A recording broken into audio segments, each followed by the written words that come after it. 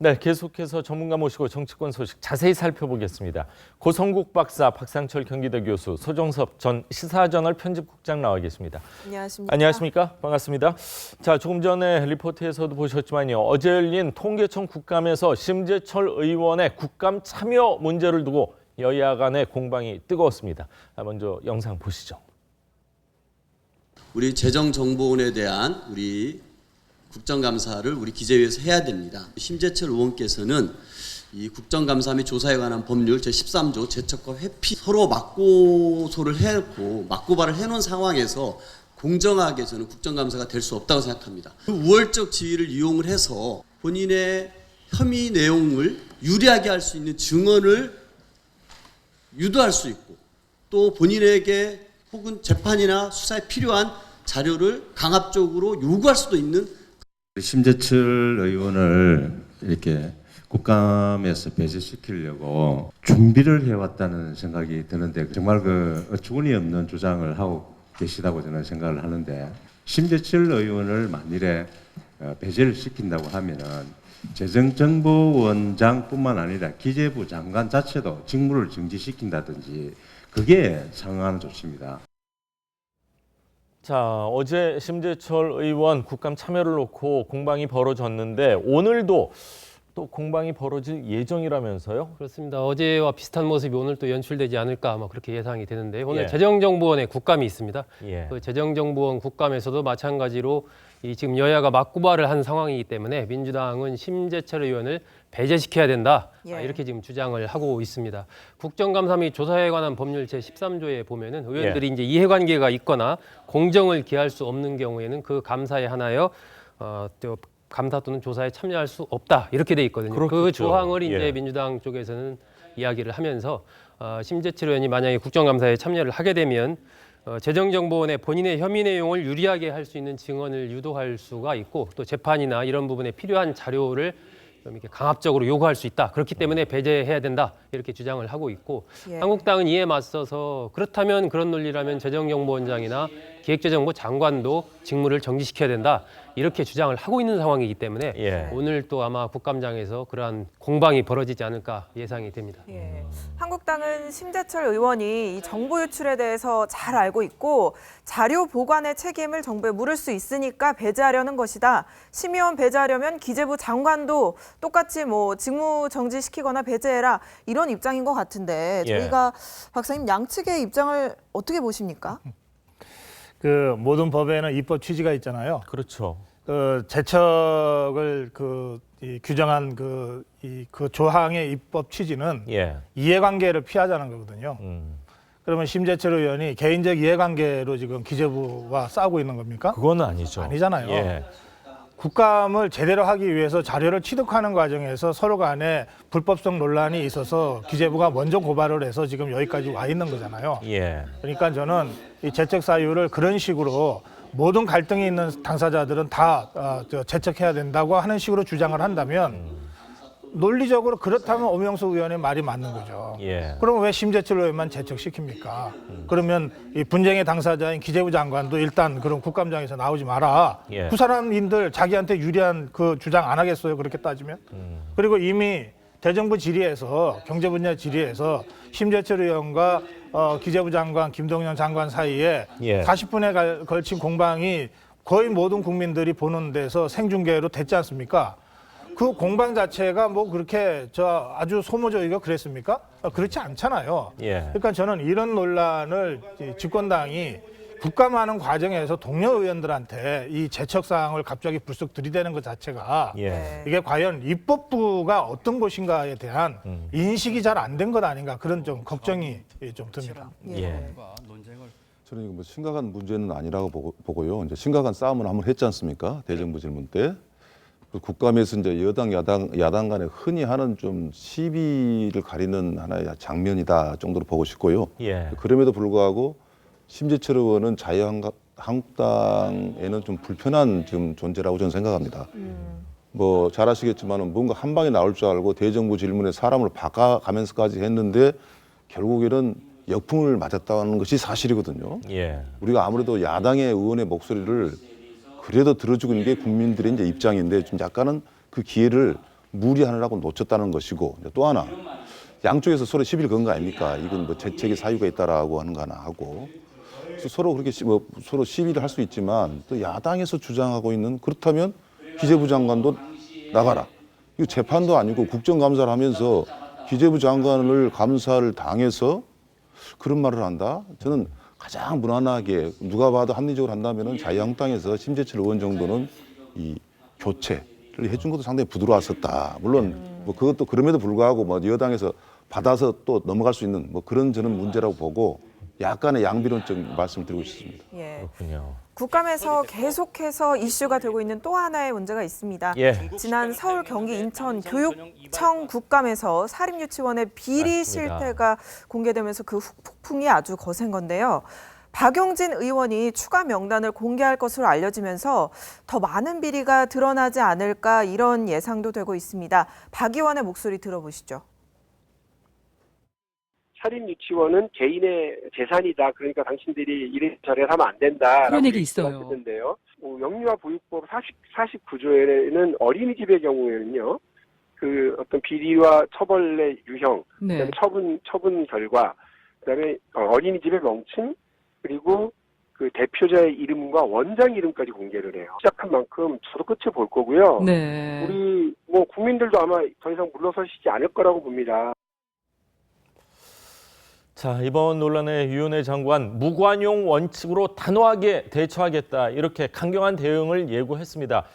교육 당국도 뭐 뒤늦게 이 문제가 제기된 게 뭐 실명을 공개하고 주기적으로 감사할 것을 약속했지만 아직 몇 년이 됐는데도 불구하고 뭐 묵혀놨다고 하면 좀 그렇습니다만 뭐 뒷북 행정이라는 비난 피할 방법이 없을 것 같습니다. 사립유치원에 어떤 사람이 이렇게 얘기했는지 모르지만 예. 매우 부적절한 발언이죠. 예, 그렇게 따지면 모든 사립학교는 내 재산인데 왜 간섭하냐 이렇게 되잖아요. 그렇죠. 이건 이 교육이 뭔지도 모르고 국공립과 사립의 그 차이라고 하는 것이 운영 주체의 차이지. 예. 그것이 국공립은 교육이고 그 사립은 그러면 그냥 그 영리 사업체입니까?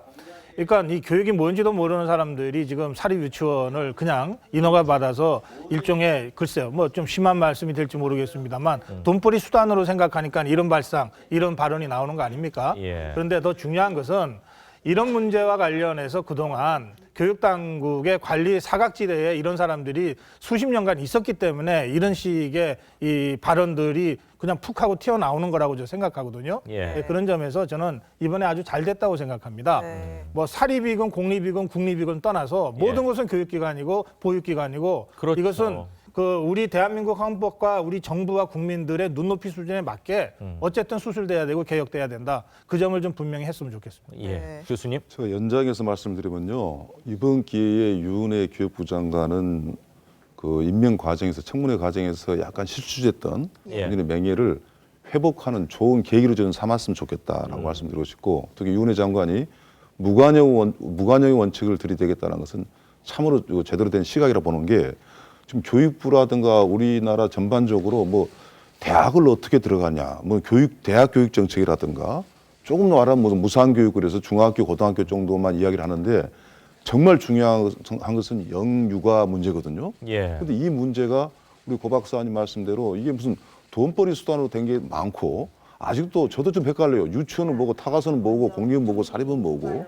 그런데 이 부분이야말로 교육의 출발 지점이자 출산 대책의 어떤 유인책이 될 수도 있거든요. 그렇죠, 맞습니다. 굉장히 우리나라에서는 중요한 문제인데 예. 이 부분에서만큼은 행정 공백이다. 가장 중요한 부분이 좀 어떻게 보면 중시 여기지 않았다라고 보고, 아마 어떤 국민들은, 많은 국민들은 그럴 거예요. 교육부 장관이 저걸 할 일인가라고 생각했던 사람도 있었던 것은, 예. 교육부 장관이 저 부분 별로 신경 안 썼거든요. 마침 여성 장관이 오르기 때문에 이 문제는요, 우리나라 출산 문제부터 시작해서 교육 문제의 출발점이고 정말 가장 중요한 부분이라고 생각하고, 이번 기회에 제대로 된 한번 좀 여러 가지 조사라든가 대책을 마련했으면 좋겠습니다. 그 그렇군요. 뒷북 행정이기도 하지만 예. 입법부도 반성해야 될 점이 있는 것이 예. 이게 누리과정 예산에 대해서는 몇 년간 논란이 있었잖아요. 그렇죠. 그런데 그 성격에 대해서는 예. 이를테면 그냥 지원금으로 돼 있는 거예요. 그러니까 그 누리과정의 예산 지원을 받아서 유치원의 원장들이나 뭐 이런 사람들이 그냥 대충 써도 예. 이게 문제가 없었던 거예요. 법적으로는 보조금이 되면은 그 사용처가 적시되지 않습니까? 그렇죠. 그리고 그것에 대한 조사가 가능해지는데 그런 점에서는 입법적 미비점도 확실히 있는 거거든요. 그래서 뒷북 행정에다가 입법의 미비가 겹쳐지고 여기에 교육관이 제대로 서 있지 않는 사람들의 예. 영리 수단으로 전락한 예. 이런 전반적인 문제들이 복합적으로 얽혀 있는 것이니까 예. 대수술을 해야 된다. 예. 이게 그냥 뭐 장관이 무관용하겠다고 하는 한마디로 다 정리되는 것이 아니다. 예. 수십 년 적폐가 바로 이런 것이다. 그렇게 말씀드립니다. 그렇군요. 근데 사립 유치원이 어떤 비리가 발견됐을 때 그 원장 자체가 예를 들어서 물러나더라도 운영권은 또 계속 가질 수 있다고 그러니까요. 돼 있더라고요. 그게 그러니까 그 부분이 상식적으로는 전혀 이해가 안 됩니다. 만약에 정상적인 학교 행정과 관련해서라면 예. 적어도 재단이 문제가 생기면 관선이사가 들어간다거나 그렇죠. 또는 문제가 생긴 재단의 사람들이 다시 복귀하는데 엄격한 제한 조건들이 있거든요. 예. 그러니까 물론 이게 대학 수준이 아니기 때문에 그렇게 엄격한 원칙을 기계적으로 적용할 수는 없지만 예. 그 현장에 맞게 그러나 이것이 교육이고 보육이라고 하는 관점에서 이 고쳐야 될 법과 제도가 너무 많다는 거예요. 예. 그 점을 이번에 전반적으로 한번 살펴보자는 겁니다. 예. 네. 교수님, 대학 같은 경우에는 이 국가에서 예산이 나오는 거에 대해서 항목별로 명확하게 어떻게 사용하라고 다 규정돼 있지 않습니까? 그 말도 못합니다. 굉장히 감사, 촘촘하게 감사를 하는 감리, 걸로 알고 있는데요. 애교, 자체 감사. 그래서 뭐 법인과 학교 당국의 어떤 행정적인 경계선이라는 것이 지나칠 정도로 저도 좀 대학에서 이제 행정을 좀 관리하다 보니까 예. 예. 아, 교육부란 전적이 이렇게 힘들게 만드는가. 때로는 원망이 나올 정도로. 예. 그리고 나아가서는 너무 간섭이 많아서 교육부가 필요 없다는 비판이 나올 정도거든요. 뭐 그런 면이 없잖아 있긴 있습니다만은 영유아 문제만큼은 그것보다 어쩌면 더 세게 접근을 해야 되거든요. 근데 가끔 CCTV에 자기 자녀가 맞는 거에 대해서 통분을 하고 흥분을 해가지고 그 문제가 마치 모든 문제의 중심이냐, 그것만 해결되면 되느냐. 근데 그게 아니라 교육이라든가 행정 모든 것이 총동원돼야 될 부분이 바로 저 부분이다 하고 오늘 아침에 예. 강조를 해서 하고 싶습니다. 그렇군요. 아, 이번에 또 많은 예. 국민들이 놀란 게 이 사립유치원 원장들이 이 보조금으로 뭐 명품백 사고 뭐 성인용품도 사기도 하고 뭐 여행도 가고 물론 그만큼 뭐 많았다는 일부일 겁니다. 모든 원장님이 그런 거는 절대 아니겠지만 네. 몇 분이 이 물을 흐리는 거는 근데 사실 아닙니까? 과거에 확실한 것은 예. 몇 분 때문에 이런 말해서 제가 영유아 관계자들한테 혼날지 모르겠지만 과거 한때는 이런 일이 있었습니다. 어느 지역에 정치를 하면은 가장 파워를 강하게 가진 사람이 사립유치원인가 타가소를 운영한 분들이에요. 연합회가 뭐 그렇죠. 영향력이 상당하죠. 그걸 유지하기 위해서 굉장히 강력한 자기 정치를 발휘합니다. 그래서 각 구청이라든가 구의원들하고 좋은 관계를 유지하고 여기에 신경 쓰다 보니까 아까 명품백도 자연스럽게 나오는 거예요. 거치를 하는 거고 영유아 이것은 내가 정치적으로 경제적으로 살기 위한 수단으로 예. 되어 있는 것이 가장 안 좋았던 부분입니다. 물론 이게 전체라고 제가 이야기를 하지는 그럼요. 않겠습니다만. 일부 원장님들입니다. 예. 그렇군요. 자, 유은혜 장관 무관용의 원칙으로 일벌백계 하겠다 뭐 이렇게 단호하게 대처하겠다 얘기를 했는데 무관용의 원칙이라는 게 뭔지 한번 제대로 보여주기를 네. 기대하겠습니다. 자, 다음 이야기를 좀 하겠습니다. 전원책 변호사가 이끄는 한국당 조직강화특별위원회가 보수주의 회복을 위한 고언을 내놓았는데요. 당의 침몰의 시작이 경제민주화를 받아들인 2012년도 비대위라는 진단을 내놨습니다. 저희가 영상을 준비했는데 잠시 보시죠. 생각할수록 국민이 주신 이름이다. 한나라당이 새누리당으로 새롭게 탄생했습니다. 자꾸 들을수록 무슨 깊은 뜻이 있는 것 같이 이렇게 느껴집니다. 이 경제민주화가 무슨 국민을 불안하게 하는 말이 아니에요. 화합으로 끌고 가기 위해서 좀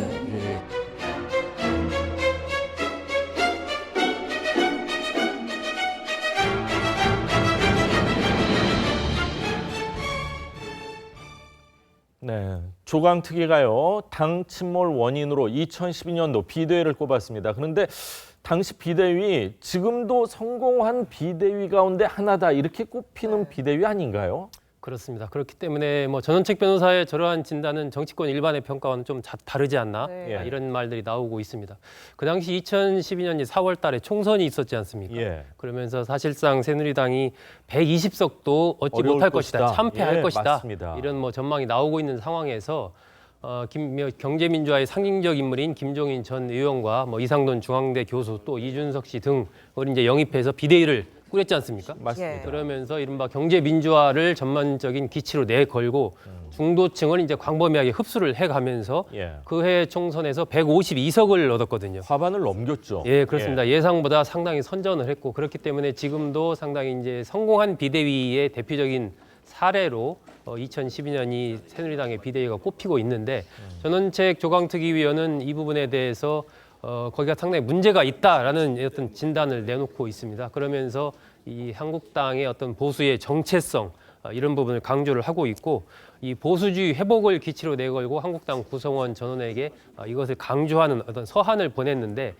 이와 관련해서 정치권 일각에서는 너무 보수라는 그 폭 가치를 협소하게 해석하는 것 아니냐 또 이런 지금 비판도 나오고 있습니다. 네. 그러니까 전 변호사 얘기는 당시에 경제 민주화를 슬로건으로 걸어서 승리했던 전략이 좀 문제가 있었다, 잘못됐다 이런 얘기인데 보수 침몰이 경제 민주화 전략에서 시작됐다는 평가를 박사님은 어떻게 평가하시나요? 네, 터무니없는 진단이죠. 우선 경제민주화 조항이요. 제가 이게 헌법 119조 2항인데요.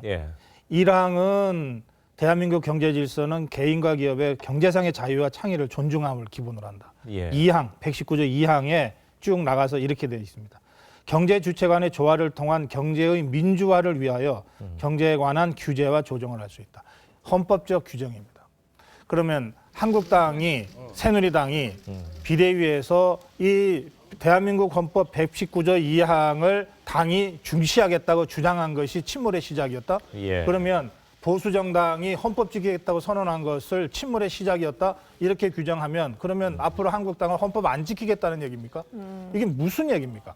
더구나 아까 소국장 말씀하신 대로 정말 99명, 100명 중에 99명의 정치 전문가들은 이 시기에 비대위야말로 가장 제대로 된 비대위로서 동기도 그랬고 결과도 좋았다 이렇게 평가하고 있는데 갑자기 이 비대위가 잘못했다고 그러고 여기서 그 경제민주화 대한민국 헌법 119조 2항을 전면에 내세운 것이 침몰의 시작이었다 이런 식의 진단을 한다면 우선 조직강화특위가 이런 진단을 할 권한이 있는지도 잘 모르겠고 이렇게 진단한다면 앞으로 그러면 수십 년간을 거슬러 올라가서 정말 구태의연한 이런 얘기를 앞으로 하겠다는 것으로 들릴 수밖에 없잖아요.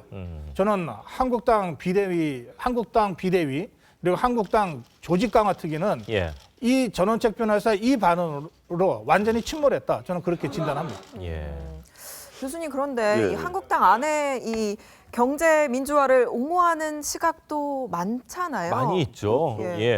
그리고 그 당시에는 사실 경제 민주화라는 게 거의 화두처럼 된 그런 시기 아니었었나요? 맞습니다.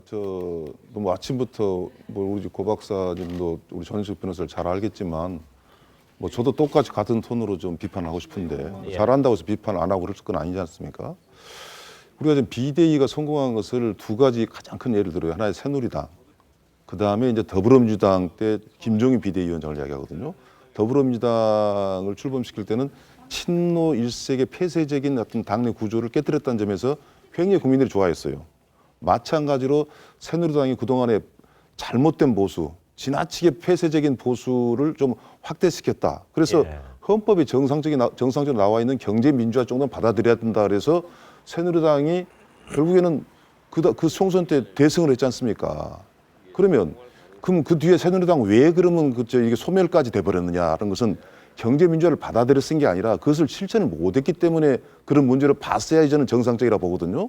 그런데 그 출발점 때문에 잘못된 것이다. 그러면 그 이후로는 잘못한 게 없는 거예요. 그래서 이제 전원책 지금 특위입니까 의원 같은 경우는 가장 위험스러운 게 저번의 특성이 개성이 강하다라는 거 하나하고 독특한 시각을 가졌다는 거예요. 그러나 공당이라는 것은 독특한 시각하고 갈 수 있는 문제가 저는 아니거든요. 재차 저는 말씀드리고 싶은 것은 뭐냐면 이 보수라는 새로운 이 수권 야당이 탄생되기 위해서 우리 탄핵까지 당했던 정당 아닙니까? 그러면 다시 좀 폭넓고 시대에 좀 맞는 보수로 가자. 그래서 남북 평화 문제 저 같은 경우는 평화 문제라든가 특히 경제 민주화 정도는 정쟁에서 받아들여버리고 다른 경제 정책이라든가 이런 새로운 보수 가치로 나갔으면 좋겠다. 굳이 가치를 이야기하자면 그런 문제인데, 근데 특히 이제 조직 문제보다도 더 가치 문제는 혼자서 편지를 보내가지고 내 의견을 따르라는 식으로 한다면 과연 예. 뭐 전원책 그 특위위원이 국민들이 너무나 좋아하는 존재라면 상관이 없습니다만은 이 문제는 당 내에서도 엄청난 토론이 있을 수밖에 없고 저 같은 경우도 야 이거 좀 그 걱정했는데 걱정대로 가는 거다라는 그런 생각이 좀 들고 예. 아침부터 이렇게 너무나 비판적으로 연이어서 좀 미안합니다. 전원책 변호사하고 이 조강특위가 연일 이 언론에 많이 노출되고 있는데 한국당은요 연일 통합을 외치면서 바른미래당을 약간은 압박하는 듯하기도 하고 구애를 하는 듯하기도 하는 그런 모습을 취하고 있습니다. 자, 손학규 대표는 상당히 격앙된 반응을 보이면서 일축을 하고 있는데 직접 한번 들어보시죠. 뭐 만약에 우리 당에서 가야 될 사람이다 갈 사람이다 가라 이 얘기입니다. 꼭 가야 될 사람은 가라 이 얘기예요. 갈 사람은 가라 이 얘기입니다. 이제 이 사람들은 웃기는 이야기예요. 막말로 웃기는 이야기예요. 자기네부터 개혁해라 이 얘기예요. 통합 얘기하기 전에 당신네들 스스로 쇄신부터 어떻게 할지를 국민들에게 보여주어라. 이건 정치 도의에 맞지 않습니다. 나는 지금 자유한국당이 앞으로 그 다음 총선에서 없어질 정당이라고 보는 겁니다. 통산 대상이에요. 야당 통합에 그래서 얘기할 자격이 없는 정당입니다.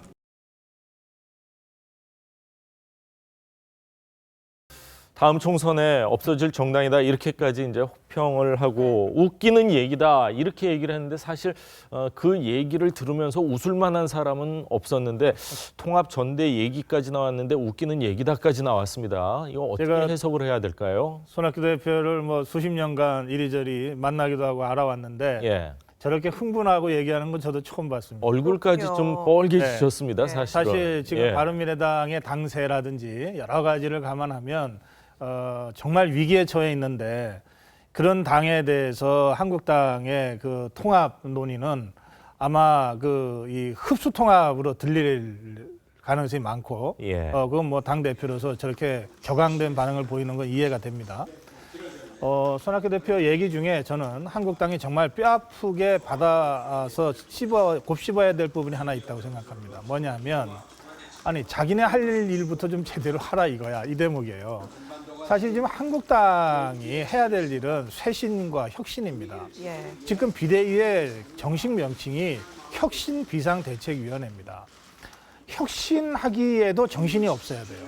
예. 그리고 지금 그 혁신하겠다고 253개 당협을 전부 사표를 받은 상태 아닙니까? 그렇죠. 그리고 거기에 뭔가 좀 새로운 인물, 새로운 흐름 만들겠다고 조강특위에 정권을 준 상태 아닙니까? 당헌 당규도 무시하고.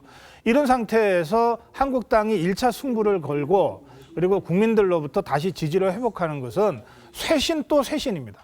일신 또 일신이에요. 예. 이걸 통해서 성과가 모이면 통합 얘기는 가만히 놔둬도 자연스럽게 따라오게 돼 있습니다. 그렇겠네요. 그래서 제가 쇄신의 결과로 이루어지는 통합만이 진정한 통합이다 이렇게 말씀드리는 겁니다. 그런데 그동안 몇 달간의 비대위 활동을 통해서 또 전원책 변호사 영입 이후에 조강특위를 둘러싼 이런저런 논란으로 많은 보수 국민들이 또 일반 국민들이 야 저런 당에서 무슨 혁신과 쇄신을 기대할 수 있겠는가 이런 실망이 굉장히 많이 지금 퍼져 있어요. 그러니까 비대위도 귀가 있고 눈이 있으니까 예. 그런 여론을 다 듣고 느낄 거라고요. 그런 상태에서 뭔가 성과는 내야 되겠다고 하는 조급증이 이런 연대 논의, 뭐 통합전대 논의 또는 뭐 누구누구 뭐 황교안, 오세훈, 원희룡을 영입하겠다든지 하는 이런 영입 논의로 지금 퍼져가고 있는 겁니다. 네. 만약에 당이 중심을 확고하게 잡고 당 지도부가 당을 장악하고 있다면 이런 식의 중구난방으로 쇄신 얘기했다가 안 되면 통합 얘기하고 통합 얘기했다가 안 되면은 무슨 몇 사람의 영입 얘기하고 이렇게 안 움직입니다. 저는 그 점에서 한국당의 지리멸렬한 모습 그대로가 지금 이렇게 노출되고 있고 따라서 당연한 결과로 손학규 대표와 같은 강력한 반발에 직면할 수밖에 없다. 이렇게 되면 얘기 안 한 것만 더 어렵게 못하게 됐다. 저는 통합은 점점점 멀어져 가고 있다. 그렇게 진단합니다. 박 교수님. 지금 남북 간에서 뭐 통일이라는 단어를 가끔 쓰지 않습니까? 예. 북한에서 굉장히 그 단어를 별로 안 좋아해요. 평화적으로 교류와 협력하자는 것이죠. 남북 관계 이렇게 좋은 상황에서도 이제 통일한 말을 자제를 합니다. 이게 어떻게 비치자면 어떤 상대방 존재를 무시한다는 걸로 들릴 경우가 많아요. 그래서 통합전대라는 목표를 한국당이 갖는 건 좋습니다만은 한국당이 아니라 보수 전체가 보수 지지 세력이 우리 통합하자라는 그때 나올 때 옳은 이야기고 어떤 한 일종의 정파 아닙니까? 너무 앞서간 이야기다라는 생각이 들고요. 그렇기 때문에 손학규 대표가 저렇게 이제 흥분한 걸 봤습니다만은 저는 흥분한 내면에는 이런 게 있는 것 같아요. 손학규 대표의 정치적으로 앞으로 미래는 어떻게 될지 모르겠지만 가장 실패했던 것 중 하나가 한국당에서 그래서 그때 안 나왔으면 어땠을까라는 생각도 갔거든요. 예. 그리고 다시 들어갈 것 같은 거에 대한 어떤 트라우마에 대해서는 엄청난 거부 반응이 저는 있었다고 보고요. 이름에도 불구하고 저는 손학규 대표한테는 어떤 기회가 저는 왔다고 봅니다. 네. 제 3의 길이라고 이야기하잖아요. 뭐 3의 길이 아니라 새로운 보수 또 진보가 뒤섞인 이런 정치를 손학규 대표는 뭔가 이야기를 하고 싶었는데 그 이야기가 굉장히 어려웠고 무리의 술판 뭐 이상했단 말이에요. 어떨 때는 여당이 가서 얘기하고 어떨 때는 야당이 가서 얘기하고 어떨 때는 또 지금은 안철수 전 대표랑 잡아서 이야기하고 중심이 없었는데 예. 그 중심을 잡아주는 역할을 오히려 전원적 위원이 해버리지 않았나. 특히 전원적 위원이 했던 이야기가 경제민주화라는 단어에 대한 그 거부 반응은 어쩌면 바른미래당은 실체가 별로 없는 정당이고 이념은 좀 그럴싸하지만은 굉장히 언젠가는 좀 풍장등화 없어질 수 있는 정당이라고 했는데 오히려 그 존재가 부각시킬 수 있는 계기이기 때문에 우리 손학규 대표도 너무 이제 흥분하지 말고 예. 여기에서 어떤 또 기회를 저는 찾았으면 좋겠다 말씀드리고 있습니다. 네. 한국당과 바른미래당의 야권 주도권 싸움 어떻게 될지 계속해서 지켜보도록 하겠습니다. 다음 이슈로 가보겠습니다. 어제 있었던 남북 고위급 회담에서 통일부가 탈북민 출신 기자, 공교롭게도 조선일보 김명선 기자였는데요. 이 기자의 취재를 제안한 것을 놓고 논란이 아주 뜨겁습니다. 통일부는 불가피한 정책적 판단이었다. 이런 입장을 표명했는데요. 직접 들어보시죠. 이런 상황이 발생한 거에 대해서는 아주 유감스럽게 생각합니다. 원만하게 남북 고위급 회담을 진행을 해서 평양 공공선언 이행 방안에 대해서 합의를 도출해내고 계속 이행해 나가야 되는 그런 측면에서 불가피한 정책적 판단이었다. 떠나기 임박해서 같이 가지 못한다라는 통보를 하고 그런 식으로 이루어졌던 점에 대해서는 상당히 저희로서는 유감스럽게 생각하고요. 네, 처음 아닙니다. 제가 이제 취재했을 2월에는 이제 북한의 최고위급 그 대표단이 내려왔을 때 제가 취재를 했습니다. 예. 김여정 북한 노동당 제1부부장 그리고 김영남 최고위원회 상임위원장 그리고 풀단으로 이제 들어가서 취재를 했고요. 당시 그 취재를 했던 장소가 오늘 회담을 했던 판문점보다 더 이제 협소한 장소였습니다. 네, 풀단이라고 하면 기자들이 워낙 많기 때문에 몇 명을 이제 선발을 해서 그것도 순번에 따라서 선반을 진행이 되는데요. 예, 그렇게 해서 여태까지 쭉 풀단으로 밀접 취재를 했었는데 어제 출발 1시간 전에 갑자기 안 된다 했는데 기자단에서도 성명을 발표를 했네요. 그렇습니다. 통일부 기자단 76명이 성명을 발표를 했습니다. 이것은 언론 자유에 대한 심각한 침해다. 이렇게 발표를 했습니다. 북측이 탈북민에 대한 어떤 불편한 시각을 바탕으로 이 김 기자의 취재에 반발을 할 수는 있다. 그런 상황이 설톡 있다고 하더라도 오히려 통일부가 그런 북측에 대해서 그건 북측이 월권하는 것이다. 라고 얘기를 하는 것이 정당한 일이지 사전에 북측의 그런 반발을 예상해서 취재를 제안하는 것은 있을 수 없는 일이다. 이렇게 강하게 비판을 했습니다. 네. 이 기자가 지난 2월에도 올라갔었고, 그러니까 대표해서 올라갔었고, 풀 기자라는 거는 한국의 어떤 기자를 대표해서 가는 건데, 그렇죠. 이렇게 정부가 막았다는 점에서 비판의 지점이 나오는 것 같아요. 저는 통일부 잘못했다고 봅니다. 조명균 장관이 어떻게 저런 그 조치를 취했을까? 저도 그 제자가 박사과정에 탈북자가 있는데 모 방송국의 통일부 출입 기자예요. 김일성 대학 출신인데. 야, 너 원래 의뢰서 갑이 돼서 좋다. 통일부가 기자가 오니까 조심할 거 아닙니까? 굉장히 우수한 학생이고 저는 그래서 만족을 느끼고 있습니다. 그런데 지금 한국의 정치 구조는요. 북한하고 틀려요. 언론의 자유가 있고 여당, 야당이 있거든요. 맞습니다. 이것을 분명히 북한이 이해를 해줘야 되고 그걸 오히려 이해를 하도록 대신 대변해 줄 사람이 조명균 장관인데 어떠한 이유에서든지 탈북민이라고 해서 오지 말았다 하면 더더욱 이상한 것이고 그리고 북한 주문 설마 안 했겠죠. 설마. 북한에서 해달라고 해서는 응해지는 않았을 거라 봅니다. 그래서 저는 이번에 언론의 자유니 이런 거창한 일을 떠나서 이 기자가 그 언론사에서 풀 기자단으로 선정됐다면 그 사람은 기재하는 거예요. 그건 대통령 이상의 사람도 또 국민의 이름으로서도 그걸 거부할 수 없는 겁니다. 그래서 저는 통일부 장관은 이번 문제는 어떠한 이유든 간에 참 잘못했다 이렇게 지적하고 싶습니다. 아니 근데 지금 말씀하신 것처럼 북한에서 그런 얘기를 안 했을 것이다 얘기를 했는데 얘기를 해서 이렇게 하는 것도 문제지만 얘기도 안 했는데도 불구하고 미리 이런 조치를 취했다는 건 더 큰 문제로 봐야 되지 않을까요? 자기검열 기제가 작동했다는 뜻 아니겠습니까? 예. 그러니까 더 심각한 거죠. 사실은 지금 통일부 취재 언론사 50개사 77명의 기자 중에 성명에 참여한 언론사가 49개 76명입니다. 예. 한 언론사에 한 명의 기자를 빼놓고는 통일부 출입 모든 언론사와 모든 기자가 이번 이 사태는 부당하다 이렇게 지금 항의하는 성명에 참여했습니다. 저는 이제 우리 언론이 이 상황을 정확하게 보고 있다고 생각하고요. 저는 이 상황을 보면서 2만여 명의 탈북민들이 정말 상처를 받았을 것 같아서 걱정입니다.